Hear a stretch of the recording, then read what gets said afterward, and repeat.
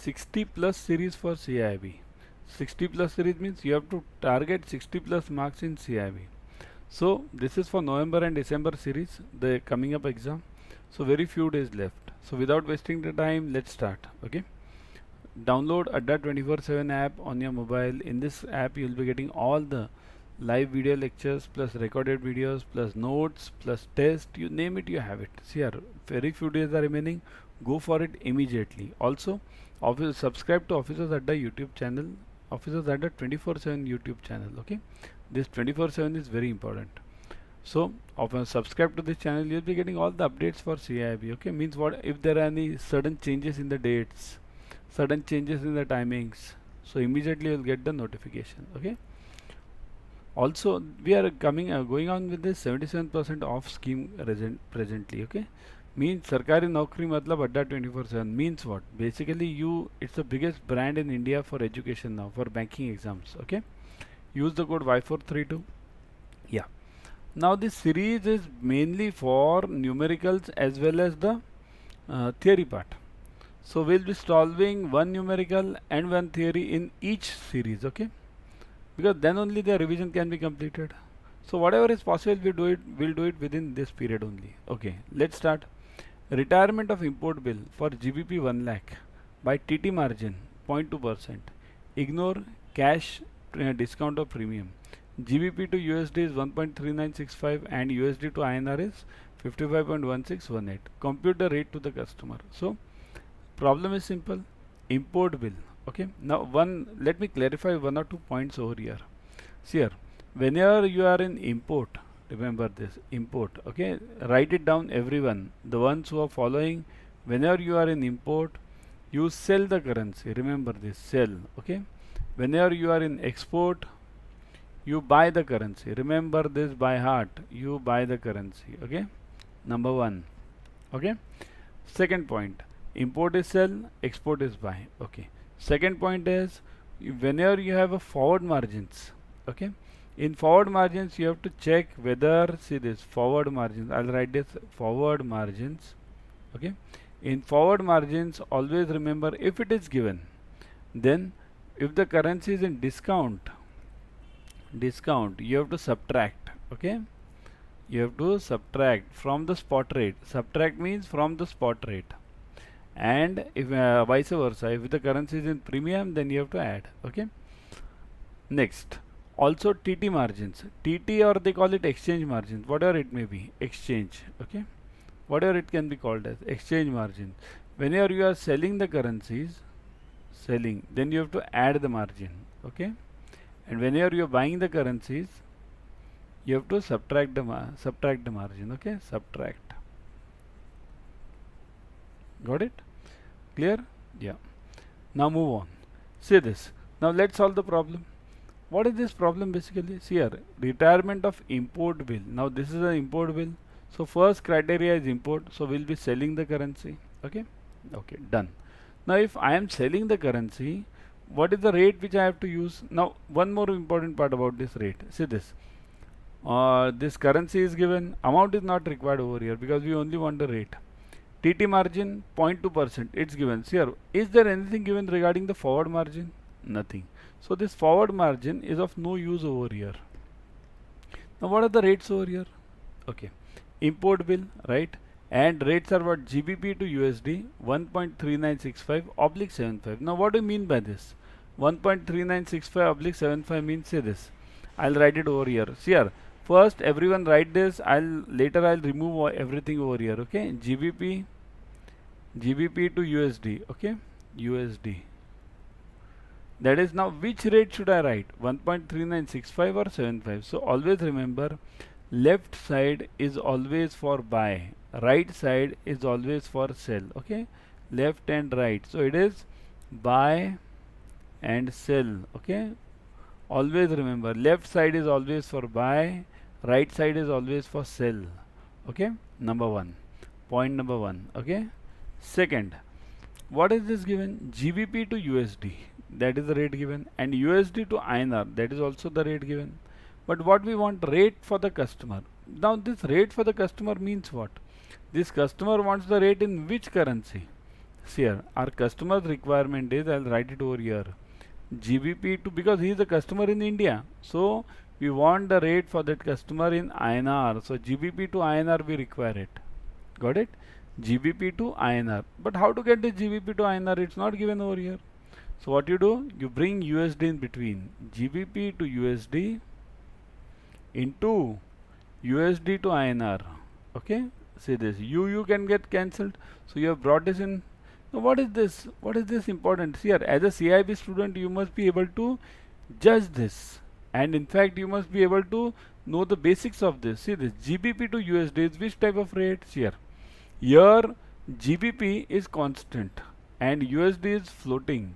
So this rate is called as indirect rate. Indirect, okay? Indirect. I'll write it over here. What is this?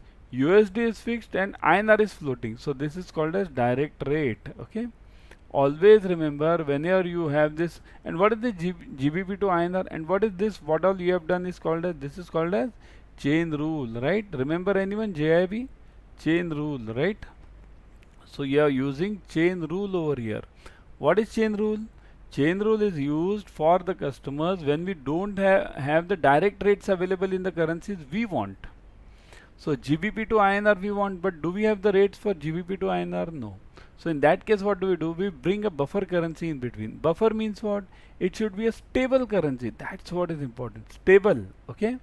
USD is a stable currency. Always remember. So that's why we bring USD in between.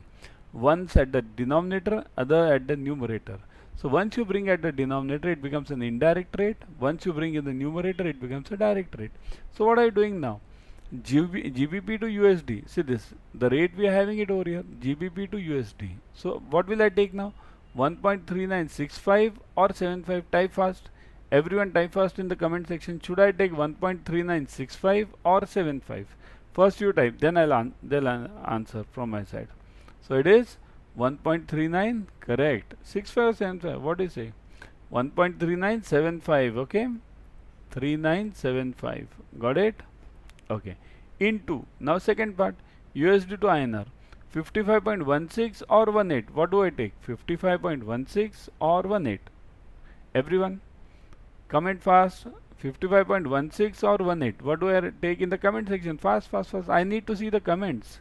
Yeah, 55.18 sale rate, right side. What did I tell you over here? Sale is always right. So we'll take on the right side. Okay. If the currency would have been for export, then I would have taken the left side, right? Now just do the multiplication. What is the answer for this multiplication? Let me do it here also on the calc C. Okay. So what is the answer for this multiplication? Let's solve it. Multiplication over here. What is the answer? 1.39 1.3975 into 55.18. Here I am also doing it right now only along with you. 55.18, so that we can have the live experience. 77.114. Okay, so the answer we got is 77.114. This is the answer, 77.114. But is this my final answer? No. See here, what was the point over here? First transaction we did it, import, we did this first part. Then forward margin, there were no forward margins, so this is also complete now. We have crossed it over here. But the rate which we have got is this. But what about this TT margin now? This third part is remaining. TT margin means how to solve this TT margin. What did we write earlier? For selling we add, for buying we subtract. So what are we doing now? It's an import transaction. We have already told that it's selling, right? So we'll be adding this. So, but what is this margin? How to get this margin? 0.2%. Okay. How to get this 0.2%? See this. Do it like this. Okay. Shall I rub this? 1 second. Let me rub the remaining parts. Eraser. Yeah. See this, all you have done it. So I'll rub this. Okay.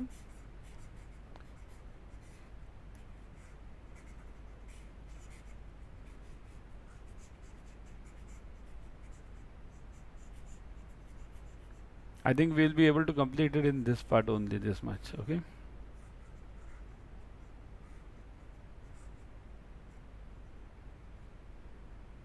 Okay, let's solve this further now. So take this now. What are the margins? Margins R equals to 77.14 into 0.2% means upon 100. So I'll write it upon 100. So what is the answer now? 77.14 into 0.2 upon 100. So what is the answer for this? 77.114 it is. Sorry, not 14. It should be 114 into 0.002. I'll directly write it. So it is 0.154. So 77.114 it should be 114, not 14. Okay. Yeah. So what is the answer now? 0.15. So 0.154. I'll write it over here. 0.154. Now what do I do with this margin? I'll have to add because it's a sale transaction. So my final rate is okay, equals to 77.114 plus 0.154. Now add the answer. What is it? You are getting 77.114. Let's do it. 77. You also try it, everyone. Kindly try it. Let me get the answer from your side also. 0.154. Yes, I've got the answer. Who can give me the answer now? 77 point. Everyone type the answer fast. 77.268. This is my final answer. Okay. Got this point, everyone? Now I'll again summarize. See this. First, see whether it's import or export. When it's import, you sell the currency. When it's export, you buy the currency. Okay. So here the problem is given of the import. So we'll use this. Then we have this chain rule over here because we don't have the direct rate because we want GBP to INR. So will you be using this chain rule? GBP to USD, that is indirect, into USD to INR, that is direct. Multiply this and you will get the answer. See this 1.3975 I am taking. Why? Because it's a sale transaction. Similarly over here 55.18 sale transaction. So 77.114. Now TT margins are 0.2%. See this over here 0.2%. So 77.114 into 0.2 upon 100. I am getting this as 0.154. But what do I do with this TT margin? I'll have to add it to this. Why? Because I am selling it. For sale we have to add the margins. So my answer is 77.268. Now in exam, if they ask you about this amount also, so how much amount will you give to that customer? So what will I do? 77.268 into 1 lakh. This much amount will be here import bill. Okay, we are selling the dollar. Okay, we are selling the dollar over here. So whenever we are selling the dollar, we'll buy the currency from that customer. So we'll be debiting that customer from by the amount of 1 lakh into 77.268. Remember, for import you sell the dollars. So if you sell the dollars, you'll get rupees. It's like that vegetable market. In vegetable market, you go and you buy the vegetables. Buy the vegetables means what? You get vegetables from that vendor, and what do you give to him? You give money to him, cash, INR. Okay. Similarly, if you are selling something, so you will give that product to somebody, and what do? You get money in return, cash. Okay. So always remember, say use the same logic of vegetable vendor. Here also we have a vegetable vendor only. What is dollar? Dollar is a commodity. Similarly, vegetable is a commodity, right? So same logic is to be used. Got it, everyone? 77.268 is your final rate. Say this here. D is your answer. Now some theory part. So theory part is also important. Remember, don't just focus on problems. Okay? Theory is also as equally important as this problems. So let's cover this. Exporter is required to submit the export documents along with a duplicate exchange control copy of GRPP SDF form within 21 days from the date of shipment to the AD. Remember this. Now what do you mean by 21 days and what is this AD? See here, every bank is an AD. AD means authorized dealer. The one who handles the export documents is called as a AD, right? Not only export documents, the one who handles foreign exchange is called as AD, because I can have the retail foreign exchange also. That is also called as AD. There are 3 ADs, right? AD1, AD2, AD3. Got it? So yeah, move on. So 21 days. Any exporter who does the export, whenever the export is done, within 21 days from the date of the shipment, he has to submit the documents to the bank. That is a basic rule. Okay? To the bank. Now, important part is what is the GRPP SDF here? Nowadays, this GR is gone. PP is for postal, means whenever you do any export through post, how can you do something through post? Can you imagine something exporting through post? Yes, there can be. Suppose if I have a chip which I have to send, why should I hire a chip for that? That chip is hardly how much? Half a gram, right? So 1 gram, half gram. So I'll send it through post also, courier also. There I'll use it PP. What is SDF? SDF is statutory declaration form. Now statutory declaration form has replaced everywhere GR now. There is no GR remaining in India now. Everywhere it's SDF only. So a statutory declaration form is a form to be submitted by the exporter whenever he does the exports. But remember, the condition for that is it should be more than 25,000 USD. Only then SDF is required. Otherwise no SDF is required. Okay. Next one. All overdue bills which are not realized within the due date should be followed up vigorously and reported to Reserve Bank of India in a half-yearly statement called as XOS to be submitted by the AD branch for June and December each year. Now what do you mean by this? See here, whenever I do any export, okay, I'll submit the documents to this bank as such. Now that bank will send the documents to that foreign country and the money will be received from that foreign country. Right? Got it? Shall I show you over here? See this. I am the, let's say, exporter over here. Exporter. Okay. I have done the exports. Okay. To whom do I do the exports? I have sent the goods to that buyer over there. So goods go through C. See this. I'll mark here as C. Goods go through C. Mainly C. Huh? Goods go through C. And how do the documents move? Documents move through bank. Documents will move to this first is negotiating bank. We call it Nego Bank. Okay. So Nego Bank, that is in India. So this bank will send the documents to US bank, or let's say I am calling US. It can be any country. Okay, to the foreign bank. I'll say it foreign bank. Foreign. Now what does it mean? What does this sentence mean? Whenever I send the documents to this foreign bank, then this foreign bank should either send me the payment or it should tell me that the documents are not correct. Either of these two things should happen. So if it tells me that the documents are correct but it does not send me the payment, then what? So then this comes the question of this XOS. In XOS I have to report those bills which have been sent by me. I am over here. Those bills which have been submitted by the exporter and sent by me to the foreign bank, but the payment is not received. So that is always given in XOS and always it's a half yearly statement, June and December. Got it everyone? Type yes if you have understood it. Firstly, everyone should like this video now. Kindly like it, okay, and share it among your this WhatsApp groups or whatever social media you can. Everyone should do at least one sharing. Okay, please do it, because what happens, as you get the access to this video, everyone else should also get it, isn't it? It's free of cost. What's the charge for you, isn't it? Okay. Now next slide. Export proceeds of goods exported to the warehouse established outside India for sale in another country should be received on realization of sale proceeds, but within 15 months from the date of export. Now these 2 points are very important. See this. I'll just cover them in one line, simple line. Okay. If I send the goods, I'll write it over here. See here. If the goods are sent by the buyer, of course by the seller, the goods will be sent by the seller to whom? An individual buyer. I'll write it over here. Buyer means what? If I am the buyer in USA, okay, seller is from India, so this is an individual buyer. That is point number one. Now second case over here is seller will send the goods to a warehouse. Warehouse. Now you'll say, what is this warehouse and why will this seller send the goods to this warehouse? See this. Imagine instead of warehouse you say it's Amazon USA.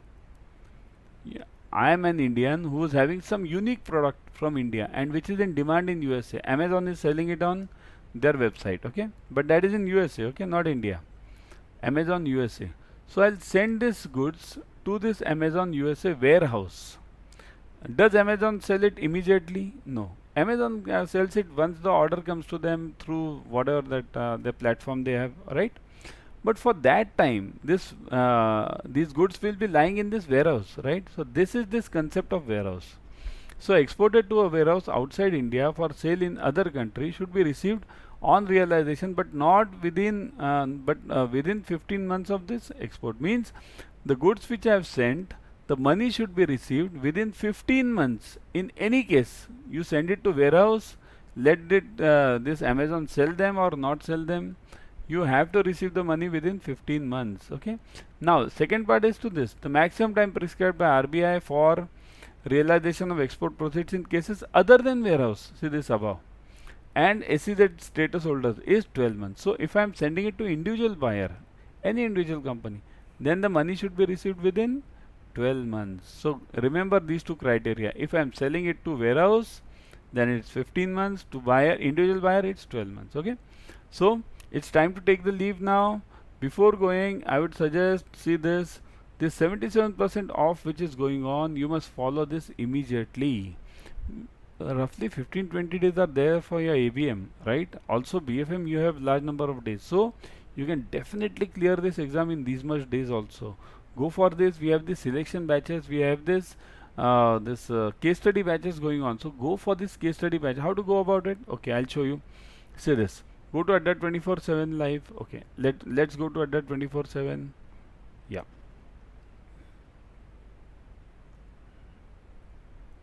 go to Adda 24/7. See this, once you go to Adda 24/7, you'll see all the JAIIB and CAIIB. Click on this on front page itself. Click on JAIIB and CAIIB.